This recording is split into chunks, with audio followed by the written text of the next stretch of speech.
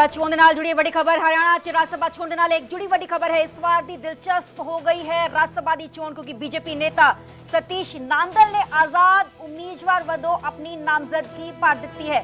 राज सभा ਦੀਆਂ 2 सीटां ਲਈ ਹੁਣ मैदान 3 उम्मीदवार उतर चुके हैं क्योंकि पहला एक ਕਿਆਸਰੀਆਂ लगाईਆਂ जा रही सन कि जो minister of state Ravneet Bittu ने कितना किते उन्होंने हरियाणा तो चोण मैदान च उतारिया जाएगा, पर 2 दिन पहला है किसी के नाल बीजेपी के वालों लिस्ट जारी की गई सी। हुण हरियाणा च राज सभा चोण नाल जुड़ी अहम ते वड्डी खबर इस बार दी दिलचस्प हो गई है राज सभा की चोण क्योंकि बीजेपी के जो कैंडीडेट ने संजय भाटिया उन्होंने चोण मैदान च उतारिया गया है। इस दे नाल ही कांग्रेस के उम्मीदवार करमवीर बोझ भी चोण मैदान च उतरे हुए ने, पर बीजेपी के ही कैंडीडेट ने नेता सतीश नांदल जिन्हां दे वल्लों इंडिपेंडेंट तौर पर अपनी नामजदगी भर दी गई। राज सभा दी 2 सीटां लई हुण हरियाणा दे राज सभा जो चोणां होणीआं ने उस दे लई 3 उम्मीदवार चोण मैदान च उतरे हुए ने। 16 मार्च नूं यह चोण होएगी।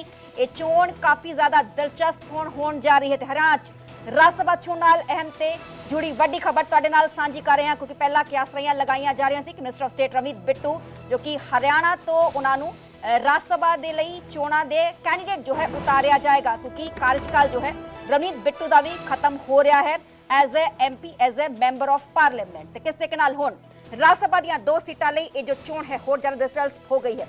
मेरे नाल मेरे सहयोगी अंकित दुधानी फोन लाइन जुड़े ने। अंकित, ये जो चुनाव है बहुत ज़्यादा दिलचस्प हो गया है क्योंकि बीजेपी के ही नेता हैं सतीश नांदल जो कि इंडिपेंडेंट कैंडिडेट उनकी तरफ से अपना नॉमिनेशन पेपर फाइल कर दिया गया है।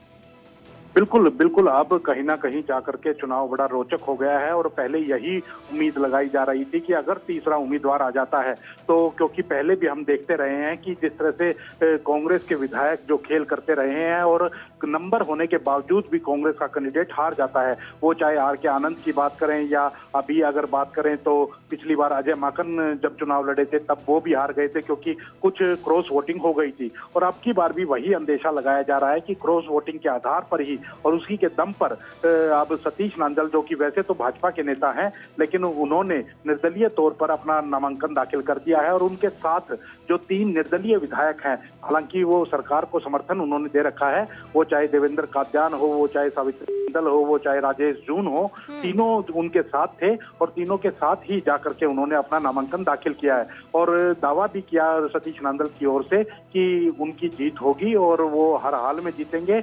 बीजेपी के जो विधायक हैं उनसे भी वो अपील करेंगे। कांग्रेस के इसको सीधे तौर से बगावत कहा जा सकता है? बिल्कुल बगावत नहीं कह सकते, इसको रणनीति कह सकते हैं क्योंकि बीजेपी की ही रणनीति है और बीजेपी की रणनीति के तहत ही निर्दलीय तौर पर उनको मैदान के अंदर उतारा है। अगर जो है बात कही जाए कांग्रेस की तो कांग्रेस में बगावत होती है क्या, ये अभी देखना होगा क्योंकि कांग्रेस के अगर विधायक टूटते हैं तो वो अपने आप में बड़ी बात होगी। जी चलिए, बहुत बहुत शुक्रिया अंकित, हमें पूरी जानकारी देने लेते। बीजेपी के आगू ने सतीश नांदल जिन्होंने आजाद उम्मीदवार से अपना जो नॉमिनेशन पेपर है फाइल करता है। देखना होगा कि जो चोण है किस तरीके नाल दिलचस्प होंदी है क्योंकि क्रॉस वोटिंग हो सकती है। इसका कितना किते खदशा जो है प्रगटाया जा रहा है। राज सभा दी 2 सीटां ने हरियाणा दियां ते हुण उन्हां 2 सीटां दे लई 3 कैंडीडेट्स चोण मैदान च उतरे हुए ने। पहला जो बीजेपी के कैंडीडेट ने संजय भाटिया उन्हां दे वल्लों नामजदगी अपनी भरी गई है। दूसरे ने कांग्रेस के कैंडीडेट करमवीर बोझ उन्हां दे वल्लों अपना नामजदगी भर दिता गया है ते हुण खबर है कि बीजेपी के आगू ने सतीश नांदल जिन्हां दे वल्लों आजाद तौर पर अपनी नामजदगी भर दी गई।